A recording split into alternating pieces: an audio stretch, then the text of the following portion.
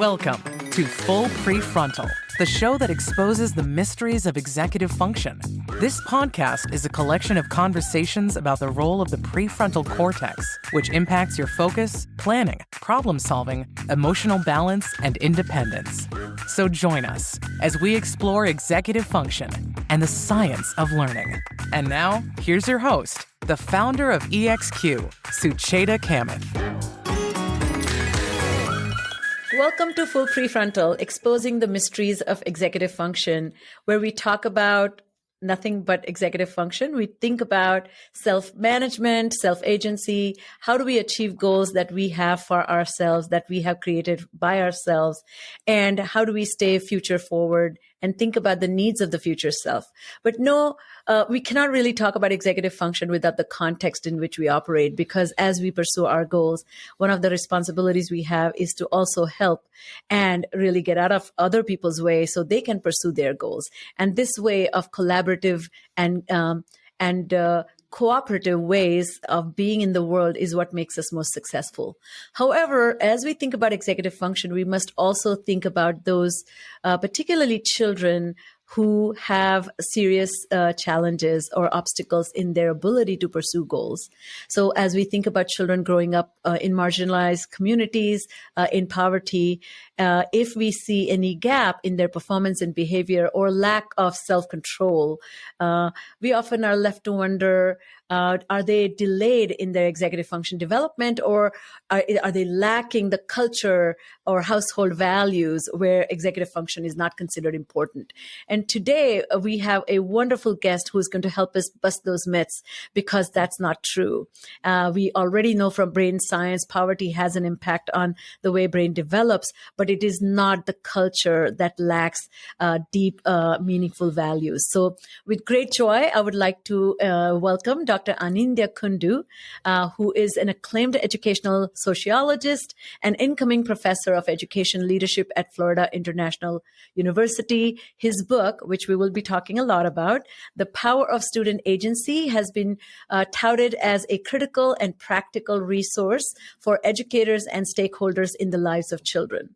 Anindya studies how students overcome challenges and the support systems that help all young people to thrive. He is an award-winning educator and believes that collective responsibility is what will help us improve our systems of education. And he's not going to brag, but I'm going to tell you he has fabulous 2 TED Talks. I have only one, but his one TED Talk is on the platform. TEDx Talk is on the platform, TED platform. So congratulations and welcome to the podcast. Thank you, Sucheta. It's lovely to be here. Thanks for having me. Absolutely. And I cannot proceed without congratulating you on your wonderful new news. So how are your twins?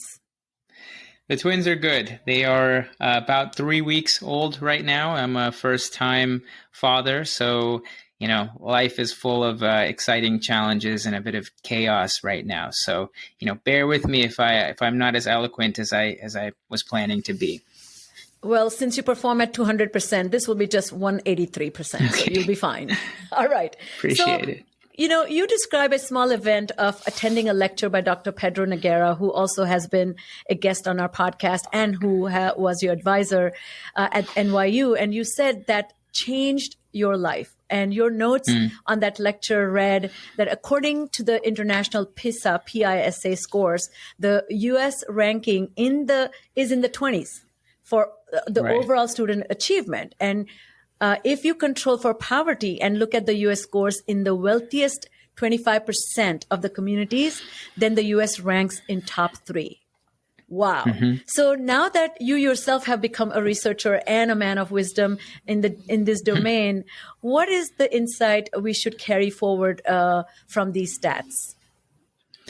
Yeah, it's a loaded question, and also it proves that you've really done a deep dive into my book. You found some important footnotes there. At the time, actually, when I went to attend like a small seminar talk given by Dr. Noguera, he didn't know who I was at the time. I was working at the Department of Education as like an academic consultant during Common Core rollout in New York City. We were trying to help the schools get excited about these new standards and assessments. But it was one of my first jobs, and being on the policy / bureaucratic side, I wasn't able to I didn't have the language to describe what I was noticing going in the schools when principals and their staff would talk about understanding the need for new assessments and testing and all of the things that go along with that, but not having the resources to implement it. They understood the need, but they were saying that there was a complete block when they don't have professional development time to implement what was being asked of them.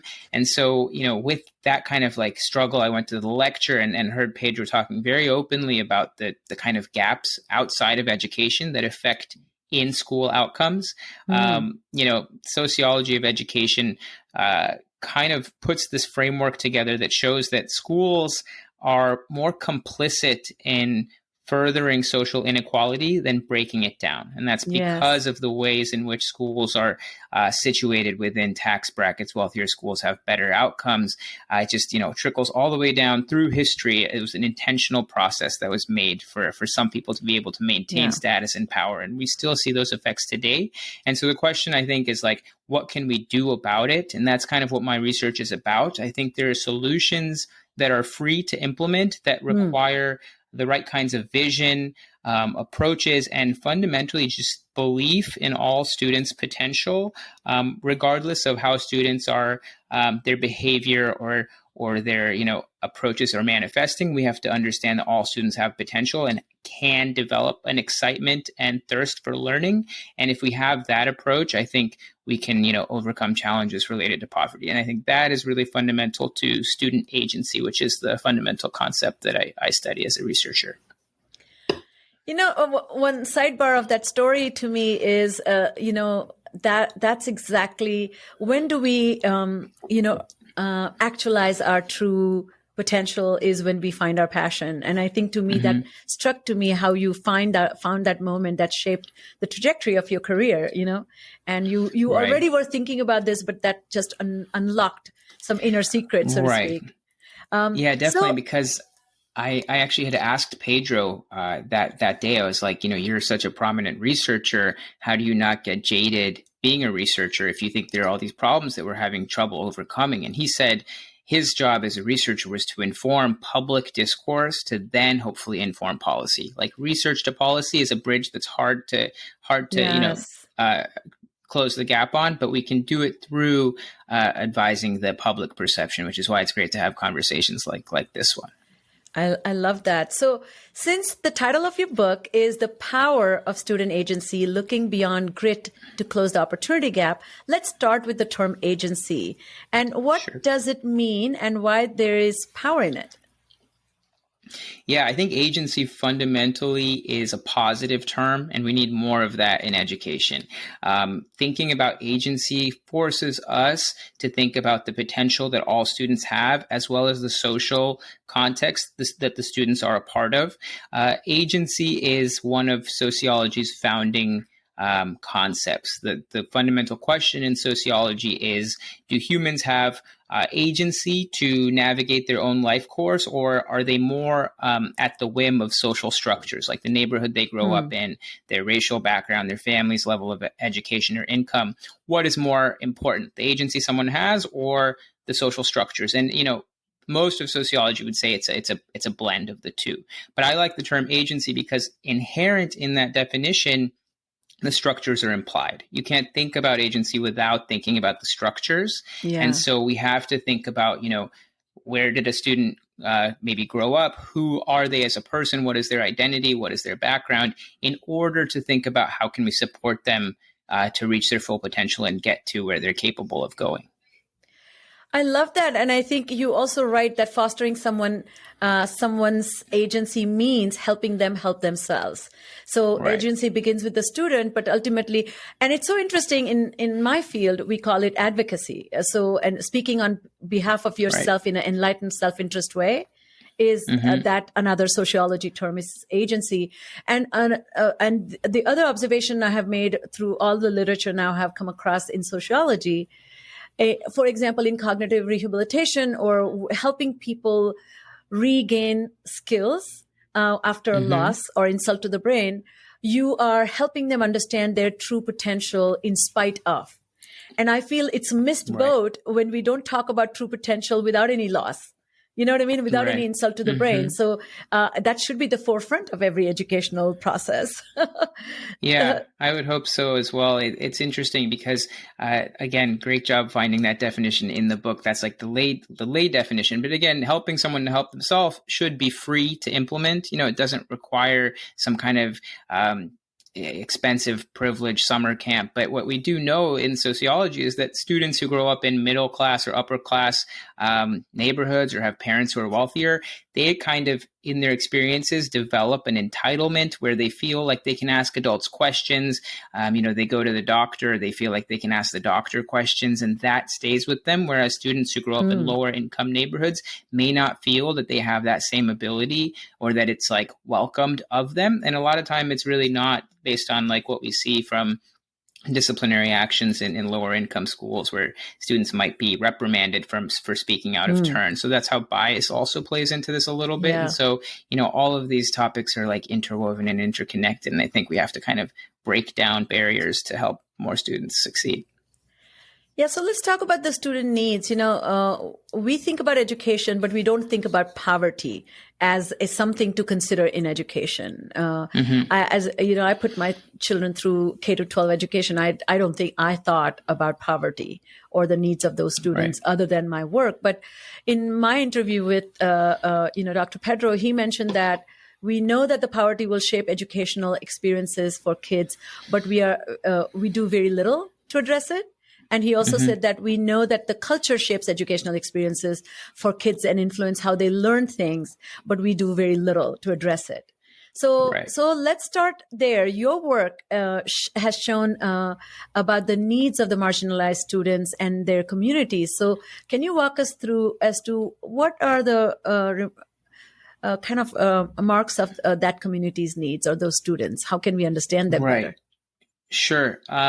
So obviously in the book, this would be a little more fleshed out with dozens upon dozens of examples and stories. Which I love. But the simple aspect is, I think, agency benefits from pathways that are rooted in social capital. Very fundamentally, social capital are resources or opportunities that will help students develop their own networks. And that could be as simple as helping students, again, learn to ask for help or meet people and shake hands and like learn that meeting people is a very important aspect of life. And then also cultural capital. And a simple way of thinking about cultural capital would be thinking about a student's identity and background and holding that as something that has value and using it as a bridge to help a student get to somewhere else. So thinking about students' giftedness as looking a variety of different ways is a fundamental example of cultural capital, or having mentors in one's life that are culturally competent. And then the combination of those things helps students develop basically goal orientation and visualization of what their future could look like. And so I'll just tell a quick story. You, having read the book pretty thoroughly, probably know this story, but a great example of this happening in a young person's life is a story of Jay Stud. So Jay Stud grew up in a low-income neighborhood of Jamaica, Queens. He was raised by a single mother and sometimes his grandmother. He used to walk by, gangs on his way to school, and he was what I would say tracked towards special education, which is often what happens to a lot of our young people of color in low-income neighborhoods that may be manifesting behavior and like acting differently than what is expected of them. And so, he never really bought into his school experiences until 10th grade English class, when he was, again, a special education student. And he would sit in the back of his class scribbling away at a notebook all day, every day, until finally his English teacher asked to see what he was working so furiously on. And she looked through his notebook and saw pages upon pages of beautiful rap lyrics. And she took this as a moment, being culturally competent, recognizing various forms of giftedness, and offering herself as a social capital bridge to say, hey, Jay Stud, this is actually really talented. If you actually start coming to my class more often and doing the homework, I have a friend of mine who works at a recording studio. We'll get you in there to record a few songs on a CD. So that's like the blend of social capital and cultural capital. And it worked for him. He's like took total advantage of this opportunity that a student with low means wouldn't have access to. His grades improved. He performed a song for his fellow classmates. They gave him a standing ovation. And that moment became one of the most pivotal moments of his life. And he learned how to network with other people at the recording studio to the point where he realized he was interested in the finances of the recording studio. Fast forward, long story short, today he's a managing director at a financial institution in New York City. He also gives back to his community by living in Jamaica, Queens, so those kids can see someone living there wearing a suit and going to work and doing something very valuable and productive. And so that's like, a very short story of agency and action, but it's also how agency can be free to implement. We help our students by offering them us as a resource, and, help them like see what they could be. I think what was striking about that story and all the other stories that you write about is so much work needs to be done to build social and cultural capital, but already is being done. And one of the myths that you bust, and your work reminded me of one of my favorite podcasts is On the Media. And in 2016, they did a 5-part series on Busted. It's called Busted, the Poverty Myth. And 5 poverty myths they busted through research and data. And it's a remarkable, we'll use this in the show notes to add. But they talked about, Black men are absentee fathers, for example, right? You talk about that myth. Or there's a myth that everybody in America has equal opportunity to pull themselves by the bootstraps. And then they showed the zip code destiny, right? So what was remarkable about the story that you said, that there is a desire, our fundamental assumption needs to be that every child has a desire to be a better human being. And so let's start with that. And if somebody, and then another, person of wisdom on my podcast had said, a misbehaving child is a misunderstood child. So if you take that fundamental framework, then you need to look at misbehaviors as lack of opportunity to understand how to behave better. But that's just getting behavioral cooperation. But really think about how can they tap into their personal potential. So when you talk about this potential, this idea of potential, let's talk quickly about the role of mindsets. And so, I had another guest, Camille Farrington, who wrote in 2012, she and her colleagues wrote a report called Teaching Adolescents to Become Learners, the role of non-cognitive factors in shaping school performance, a critical literature review. And it's interesting. I was asking her about why call non-cognitive factors, because she said they cannot be measured through tests, or they typically are measured through cognitive tests if the students take them. But according to that report, they identified 4 particular mindsets, that play an important role in influencing and defining student success. And if you allow me, I would like to read them. So I belong to this academic community is the first mindset. My ability and competence grows with my effort was second mindset. Third was I can succeed at this. And the fourth one was this work has value for me. And so every story that you told us in the book kind of talks about how in a variety of ways children demonstrated their inculcation of those mindsets. So talk us a little bit about your understanding of mindset, and how are these children harboring those mindsets or becoming these mindsets in spite of all the hardship they're enduring?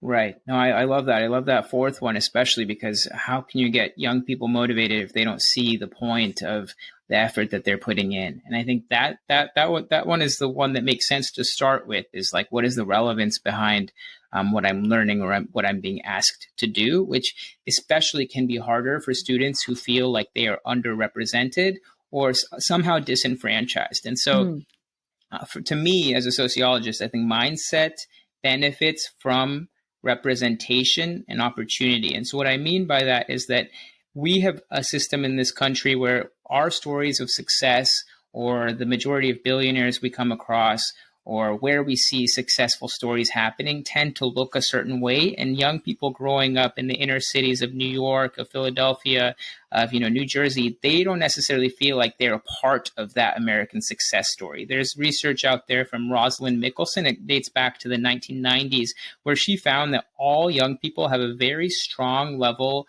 of abstract belief of education, which means that they all believe that education does provide them an opportunity to climb the social ladder. But what she also found is that lower income students have less of a strong concrete attitude of education, which means they don't necessarily think that it works for them specifically. So that is so disheartening to me. And why is that? Well, the concrete is based off of reality. Are my parents going to college, or did they drop out of high school? What are my peers doing? And so in lower resource neighborhoods where college career readiness scores are just fundamentally lower, and students may have to help out with siblings or take a job after high school, the concrete attitudes are not necessarily being strengthened. And so I think that's what we have to work on, is understanding all students believe in the idea of education, but they don't necessarily think it's going to work for them. And I think through representation, we can flip that narrative. So, in the book, I talk about my work is mostly trying to take stories of what's working and show others that it is possible despite constraints. And so the schools that I mentioned, like Medgar Evers College Prep and James Baldwin High School, those schools, based on the names, they're about helping young people develop racial pride, to take pride in being a minority student, and to think that academic excellence is a requirement for them. And so what's happened over a decade is that those schools, through visionary leadership, developed a staff that also fundamentally believe that.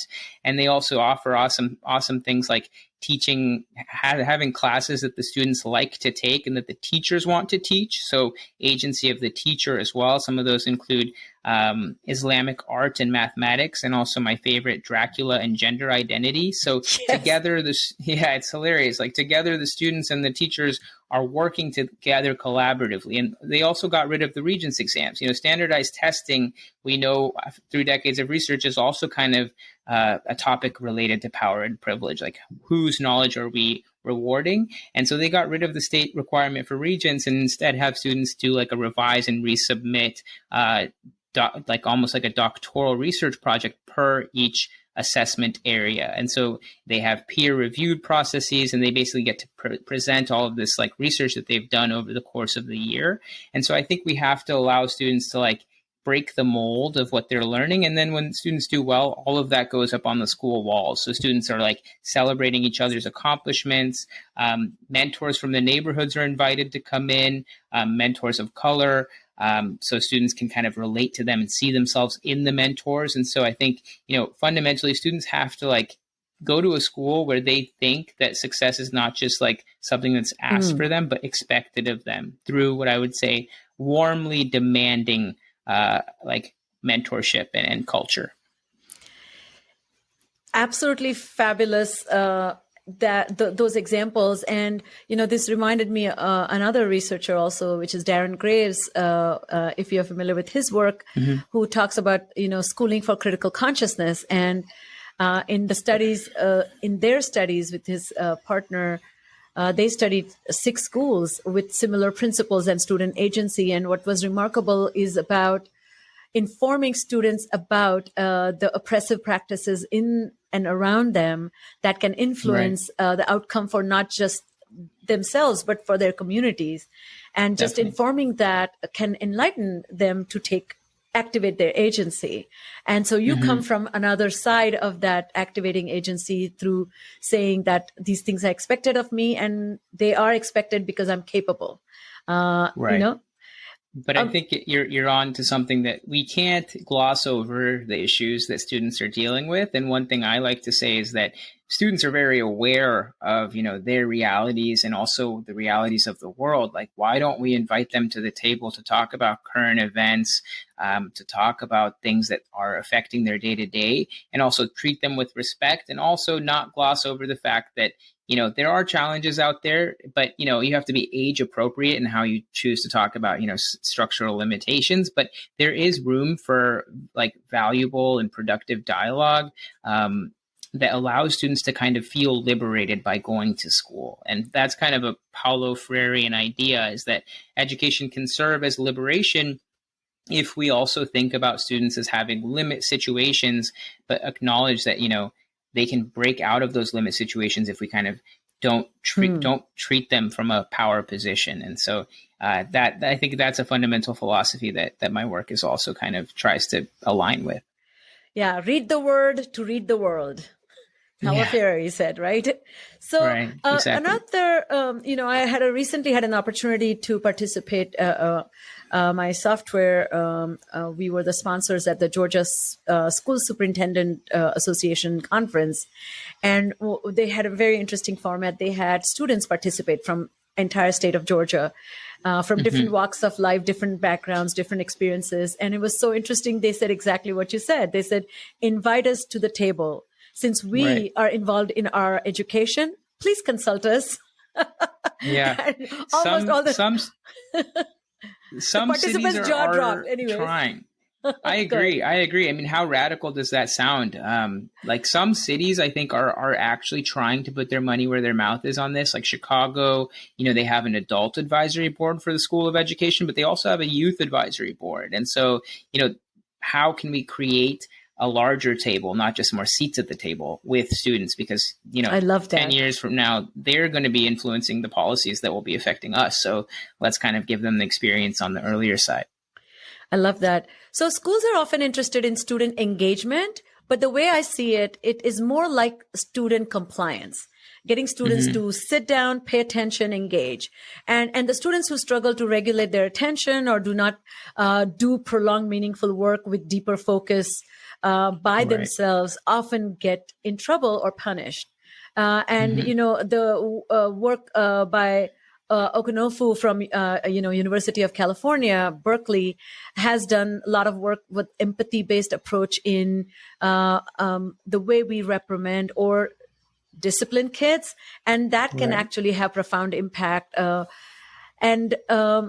I'm just curious. You also talk about mention. You noticed that in your educators involved in these educational scenarios that you talk about. So, talk to us about when approaching marginalized students. What role does empathy and compassion play? Yeah, I think it plays the consummate role of relationship building. It's hard for a student to see themselves as a learner or have school be somewhere they're excited to go if they're constantly feeling like there's some weird power dynamic there where they just have to sit and act a certain way and behave a certain way. And again, I would say that more affluent schools that are based in a more liberal arts pedagogy, students are moving around. They're interacting with each other and with the teacher on a more level playing field. And sometimes the more authoritative, paternalistic kind of models are found in schools where the funding is beholden to testing outcomes. And so that's, again, something on a larger scale that we have to work to address. But, I think empathy is incredibly important, and it's important as something we must introduce into our policies. Like, you mentioned school discipline. It doesn't make sense to me or to Pedro or others who study this to take school away from a student who's misbehaving and then send them somewhere where they're not necessarily going to be as productive or supported in a holistic way. We should actually figure out how to bring more opportunities to have a disengaged student want to come to school. And so it comes down to interests, I think. How can we cater to all students' interests in a way that will get them excited about schooling? And that also benefits from thinking about where are students from, what matters to them, what matters to their parents, how can we get parents involved, what does the community look like? Our teachers in a school, are they driving home right when the bell rings? Are they driving home to some neighborhood 20 miles away that looks nothing like the neighborhood that the school is a part of? That's a question related to empathy too, I think. So these are why policies sometimes, having more men of color go into schools to be teaching are incredibly important because, again, representation, students can see themselves in certain teachers. At the same time, I don't think that faculty has to look a certain way to teach a student body that looks a certain way. But what we do need is empathy and interest, because I have a friend who, taught at an inner city school in New York, and they were having trouble engaging with the students in their class. But then they started showing up to, play basketball in the school yard after school. And he's a very good basketball player. And that was a fundamental way that the students started to relate to the teacher. They'd start joking around about crossing each other up or blocking each other. And that got them excited to go into his class and learn science. And so, meet the kids where they are. Academics will follow, but we have to get them interested and excited about school first. Yeah, and you summarized it well. It's all about relationships, and who has relationships. When we get to take the time to know people, only then we get to have a relationship. A lot of I came across your work with the debate around grit. So, after Angela Duckworth's book, Grit, the Power and Passion of Perseverance, in which she gives this formula, right? Which is talent multiplied by effort equals skills, and skill multiplied by effort equals achievement. But there was an important factors that were left out, and because particularly there was a whole sensation, the country and culture that loves formulae and something that can be bottled up immediately became something. You write a book, you read something to children, or you come up with a postcard. I don't know. So so you and Pedro wrote an op-ed talking about that grit alone doesn't tell the whole story. So tell us from your work, which sounds like also got shaped after that, to really, as you started shifting the conversations in the culture, because culture loves these immediate success formulae, as you said, and then almost like the narrative became, let's teach children who come from deprived backgrounds how to become gritful, but that's not the story, right? So what is the story?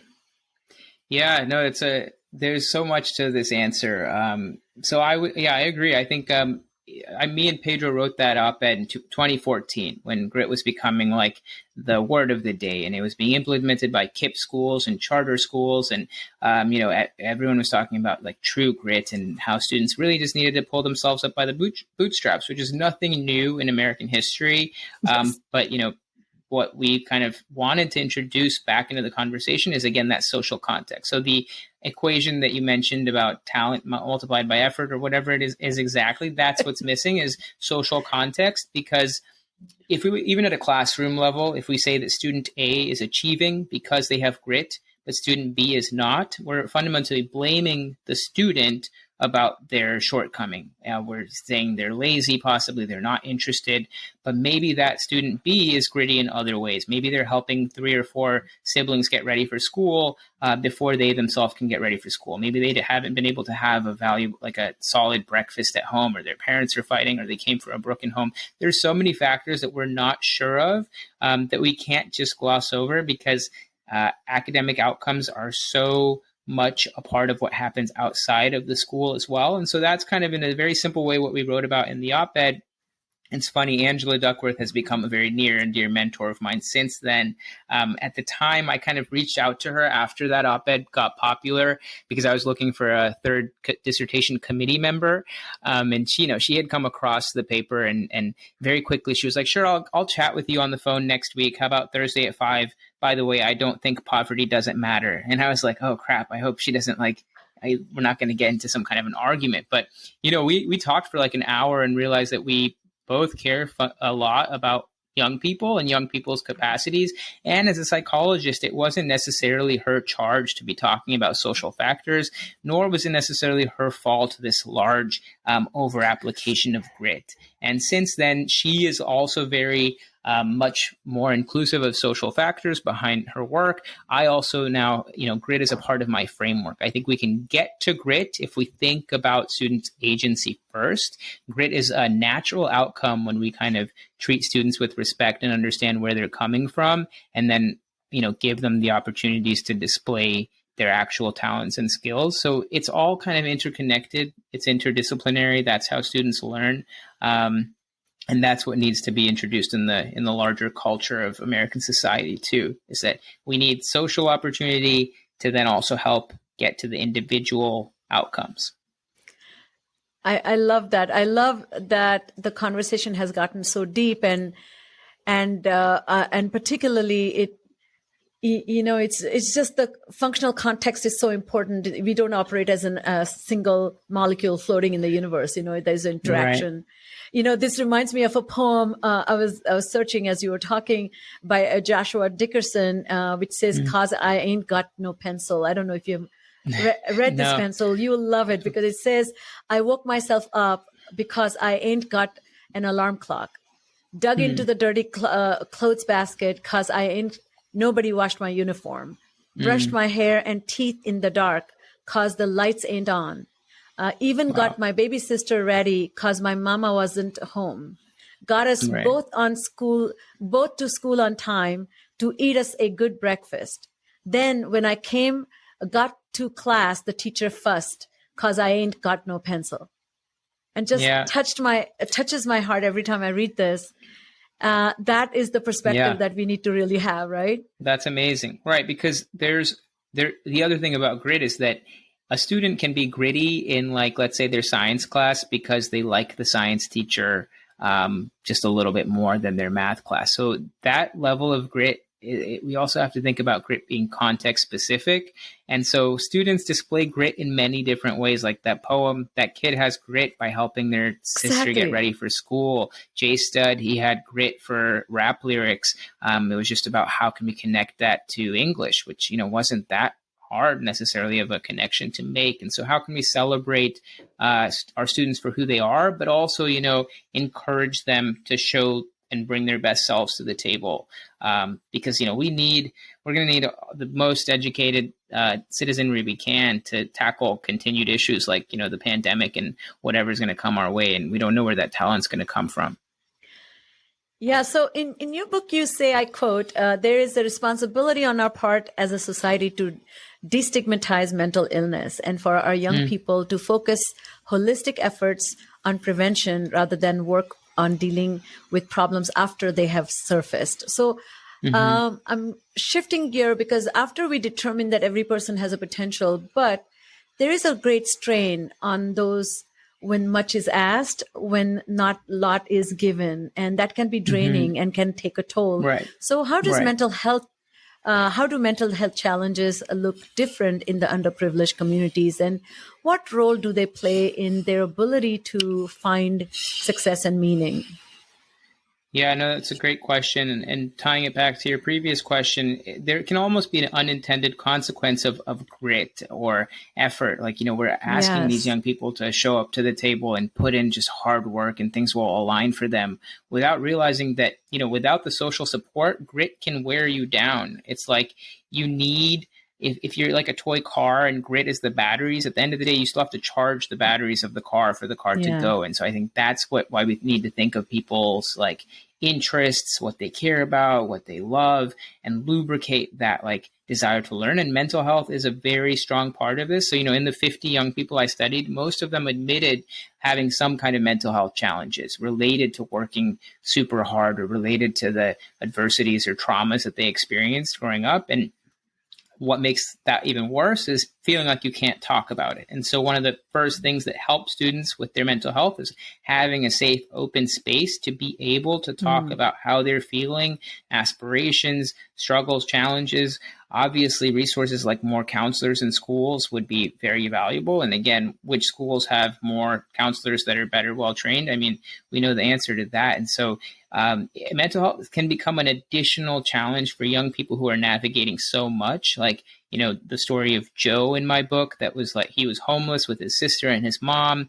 They were sleeping in the subway, sometimes in cardboard boxes in New York. And basically his aunt took him in to live with her in Edison, New Jersey, and put him in a nice, like, stable home. And he still like woke up in the middle of the night, missed his family, and was like dealing with a lot. And obviously his school got a lot better because Edison was a suburb. But those were traumas that he didn't have an outlet to talk about. And so how can we think about, having students have access to better mental health resources, not necessarily putting them on the spot, but providing the access, destigmatizing the, application of the resource is incredibly important, and representation matters. Like, it's really good now that we have NBA players or football players talking about their own mental health struggles because it's no longer like Naomi uncool. Osaka. Yeah, exactly. Yeah. Naomi Osaka, Kevin Love from the Cavaliers, and a lot of, I think that matters for young people, is like thinking that they're not alone, because none of us have succeeded in anything alone. And that's a challenge, especially for young people from lower privileged backgrounds, is they think they have to go it alone. But it's like, nobody has to go it alone. There is help. Hopefully, we just have to help them find it. And you're such a sociologist.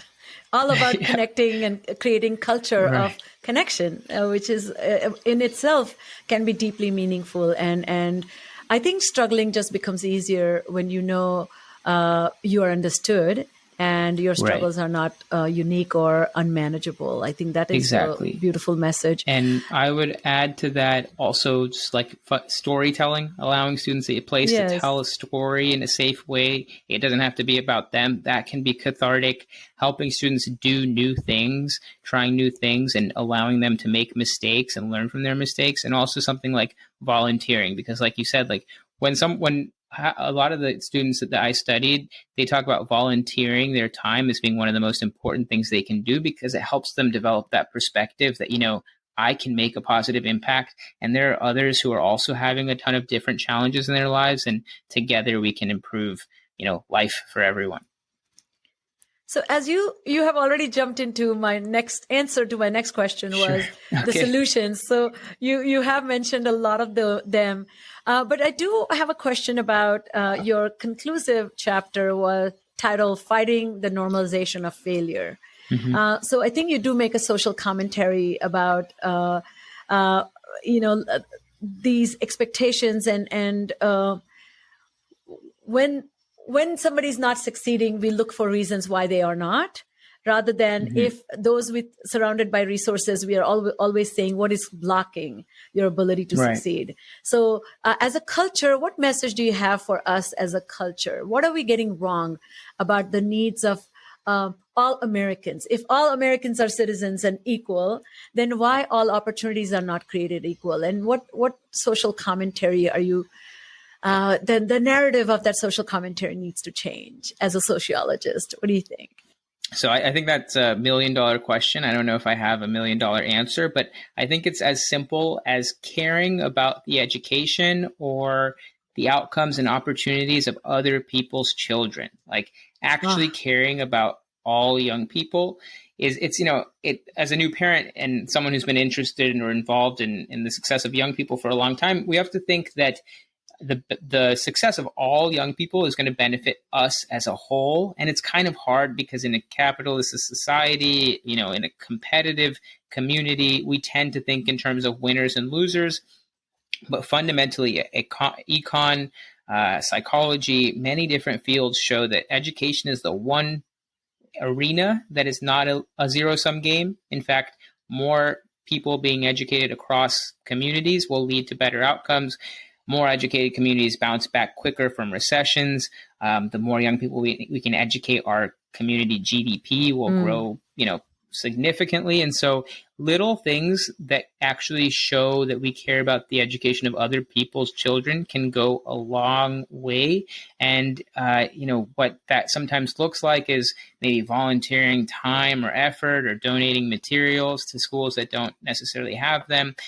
Socially, how can we motivate veteran teachers to go teach in underserved schools? Like those are some policy types of issues that we should try to think about.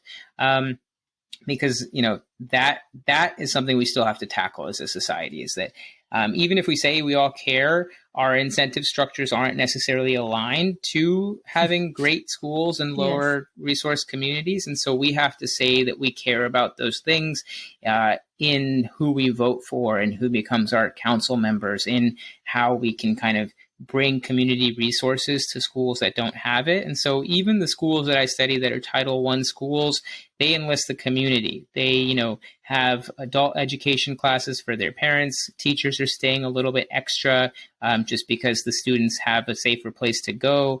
Members of the community are offering after school programming or healthcare services. It's really a community model. And that's kind of what we have to bring to education for it to work for all students. And again, fundamentally, we have to think of that as a social necessary good, I think. And I mean, I'm so glad that you came up with an answer, because that can be discouraging if you didn't have an answer. Sure. And also, I do see the story so hopeful. I think in spite of being marginalized, the amount of incredible good work these children are doing and becoming contributors to the society, I think we should take that business so seriously and afford that to every child. Not be restrictive. And I do want to now take a little lateral shift, because your work was so focused on poverty and marginalized children, and you showed the research, how they the story is compelling one, and imagine if the resources are provided to them, they can do even better. I had a researcher, Dr. Sonia Luther, who studies challenges in affluent communities and schools. And one of the interesting story there is that children who have incredible access, they come from very high, wealthy communities and parents, and there are incredible demands on them to become successful. And that success, of course, is defined by future monetary gains, right? So the education will lead to best job will be best paying job will be you become the Joneses people are trying to keep up with. And this all leads to incredible stress and misery. And so I see so many principles that you talked about are so applicable to that community as well. So have you thought about what are the parallels? In fact, what I saw was children in more affluent communities have less responsibility. A lot is done for them. They don't have jobs or taking care of their siblings. They don't have to make the breakfast, and still they're struggling. So, but these communities are not in conversation with each other. There is no role modeling at all. So what have you thought about if there's a way to connect the two communities and learn resiliency and these amazing agency examples from each other's experiences will be beautiful. Right. I agree. I mean, my sample of students are lower income, but that doesn't mean that there aren't other students with a lot of challenges. Even if they're middle and upper class, it's like growing up is hard in general. And how can we support young people as they're trying to find their way in the world is something that we should always be asking. I think education and schooling and mentorship has to fundamentally be fun. And it also has to create room for, to break the mold that you were saying, for students to be able to follow whatever passion that they think that they're passionate about. And ideally, we have a society that's able to reward all kinds of passions. And so, one example I'm thinking about right now is just like career and technical education. Right now in New York City, CTE schools are typically lower income schools, but there's no reason that more affluent young people should not be going to CTE schools where they can learn a trade, even if they don't necessarily end up going into that trade. Just being able to work with their hands and learn something like auto repair or culinary arts or software development. Those things I think are incredibly important to young people as they're developing their identity and cognitive development. And so we have to think about breaking down silos, destigmatizing, vocational education, having more students across the board think that it's acceptable and good to possibly go to community college and get an associate's degree and maybe learn a trade before possibly going on to a four-year college. From affluent neighborhood, students are more told to go get a liberal arts degree, study English, and somehow, typically that will land them some kind of middle-class job, whereas lower income students don't necessarily think they can have the luxury of doing that. And so that's a social level problem. And so I think we can start with young people. How can we create environments for young people of different backgrounds to interact with each other, to ask each other questions? Because also a lot of the time, a student from neighborhood A, which is higher income, may never really experience meeting a student from neighborhood B, which is lower income, until maybe college or maybe never. Yeah. And then we have this crazy political divide and discourse divide because there was less interaction among people. And so, I actually went to speak to a high school in New York once, and I was speaking about, like, just segregation as today, like schools are still so racially and economically segregated. And it was like pretty much an all Black school. And a young Black high school student, she asked me, like, why is this an issue? Like, I'm happy with the school that I go to. I love my classmates. What is the problem with this school being predominantly 100% Black? And, I was kind of at a loss for words. And at the time, all I kind of told her was like, if we're not going to school together, if we're not learning together, if we're not dialoguing together, then it was around the time of Eric Garner's, unjust death. We're going to probably continue to see social inequities like this because we have to grow up together to understand each other and really respect each other. And that was kind of a fluffy answer. But, I thought about it later. And I also had a student that year in my NYU class who told the whole class, like on one of the first weeks of class, that she, on her way to school, walking from the Lower East Side to New York City, she would constantly like check the way she was walking, fix the way she was talking to feel more white and feel like she could fit in at NYU. And so I actually think those two stories are very connected. Like the young woman in the all-black high school, if she all of a sudden got accepted to an NYU because she went to an all-black high school, she may feel like my student did in class. She may feel like it's not a place for her. And so it's also a personal problem. You know, at that point, like we have to create environments and cultures and communities where like we're celebrating all kinds of diversity. And that's not necessarily currently the case. Schools are still very segregated. It's something we don't talk about enough. And so we should really think about what can we do to kind of keep that from happening. You know, because that's such an important point. You know, I serve, first of all, we had to form an ad hoc committee, not a permanent committee, an ad Those hoc are the committee best kind. Yeah. to discuss what is the word? Diversity and inclusion in our profession. Okay. So right. First of all, not it's even give it a topic status. of the day. Topic right. of the day. And that was only formed. I have been a member of that for 20 years. Okay. And never as a minority have been acknowledged to have different experience. As a clinician, serving people who are dominant culture, having to assimilate, accommodate, never has been part of conversation. And then if we don't have these intercultural exchanges, I feel that the burden to solve the racial inequity issue is on minorities. Right. You tell us how you want us to behave may become the dialogue of the day. And we don't want that. We want culturally informed citizens who understand the experiences that are not only diverse, but are quite hurtful or disadvantageous.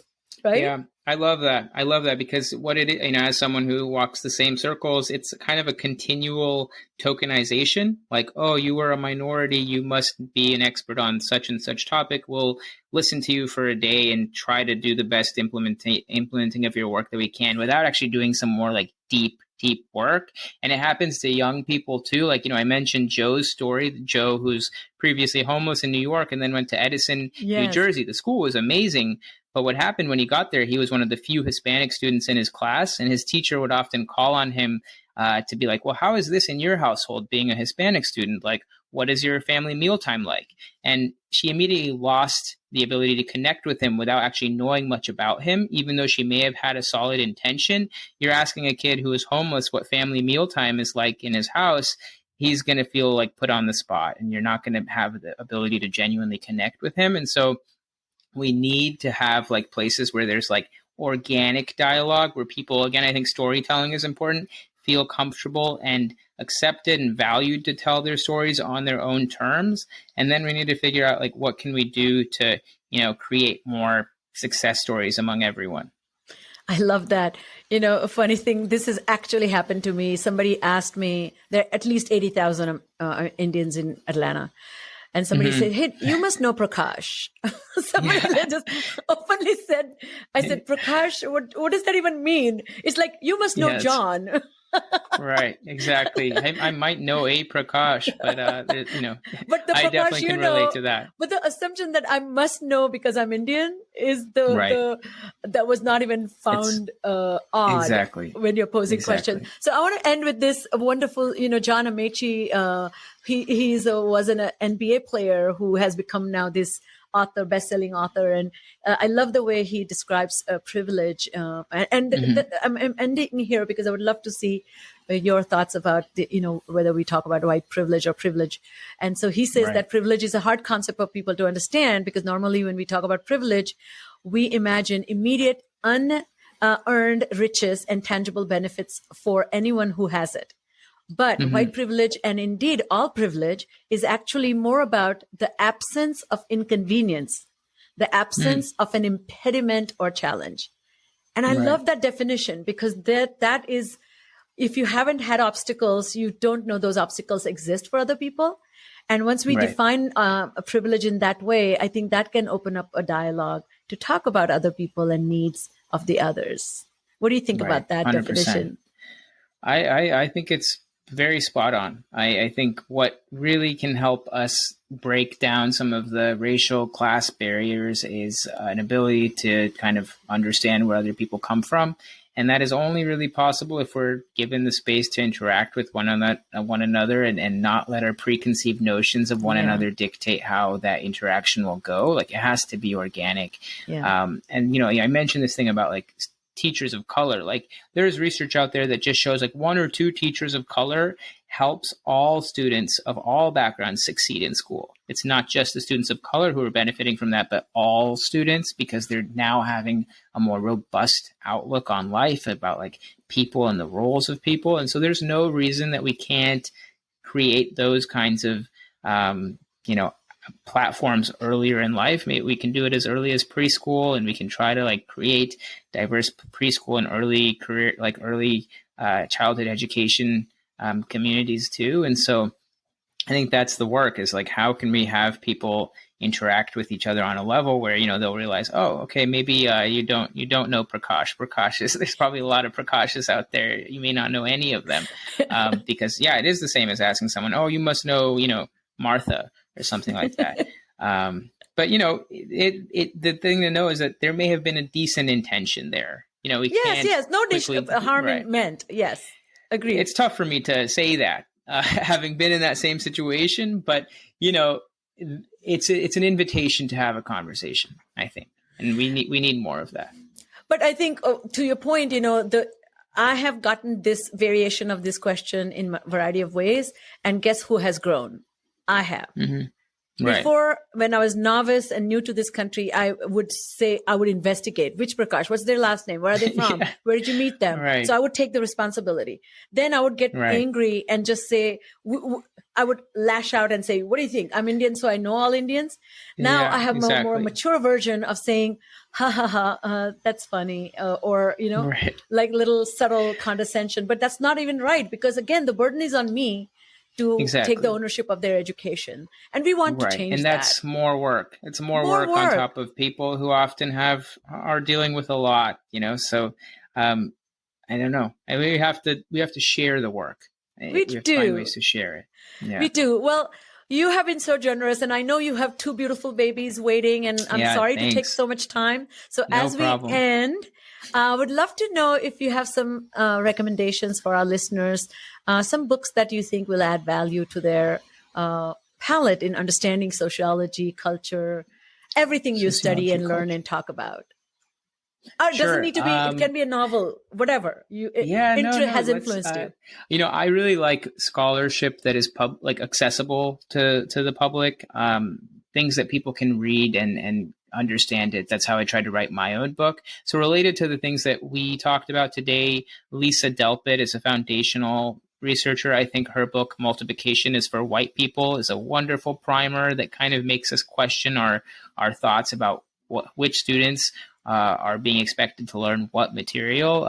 Multiplication is for White People. I think a great takeaway from that book is that we can all be warmly demanding mentors to expect the best of our young people.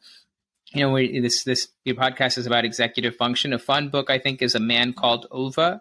It's a novel. There's an internal dialogue of this old man who's kind of he's disgruntled in his life, but he also has to work around his internal dialogue and how he acts with other people. It's a really, really sweet book. And then I'm also kind of a sucker for, some of the more popularized scholarships. So I recently read Adam Grant's Think Again.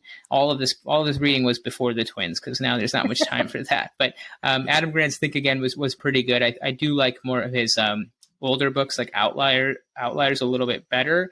But it's also it's a book that makes us question what we actually think, and gives examples of people who've rethought ways they've done things for decades and how that actually leads to positive outcomes. And so those are some of the books I'd recommend to your listeners. Well, thank you, Anindya. You've been an amazing sport, and your brilliant scholarship has really meant a lot for me, and I bet our listeners will understand why. So thank you again for joining us on Full Prefrontal Podcast. And listeners, if this is your first time, please share the wealth. And if you are a repeat listener, please leave us a comment, join our newsletter, and keep in touch. We would love to continue to hear from you. So once again, thank you for joining all of us on Full Prefrontal. And here's to the next one. Thank you. Cool. Thank you. Thank you for listening to Full Prefrontal, exposing the mysteries of executive function. To contact your host, Sucheta Kamath, and learn more about her work on improving executive function, visit her website at exqinfiniteknowhow.com. That's www.exqinfiniteknowhow.com. Tune in next week for another informative episode of Full Prefrontal, hosted by the founder of EXQ, Sucheta Kamath.